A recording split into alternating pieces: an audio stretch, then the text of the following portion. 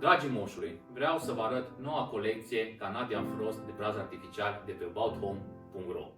Trebuie să știți că acest braz vin pe trunchi de lemn natural. Avem diverse dimensiuni.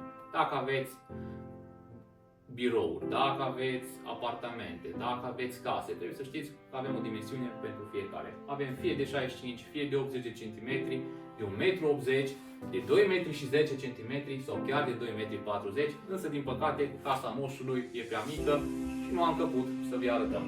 Însă trebuie să știți că acest braz sunt inspirați din pădurile canadiene.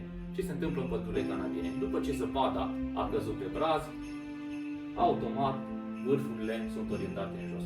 Dacă achiziționați un brad de la noi, lăsați vârfurile bradului orientate în jos. O să aibă un aspect natural și un aspect premium.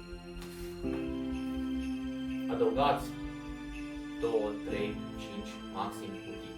Folosiți 2 sau maxim 3 culori. Nu folosiți mai multe culori. După aceea adăugați o ghirlandă luminoasă. Bradul o să arate minunat. Nu folosiți globuri, nu folosiți vârf. O să arate impecabil și o să atragă privirile tuturor. Sărbători fericite!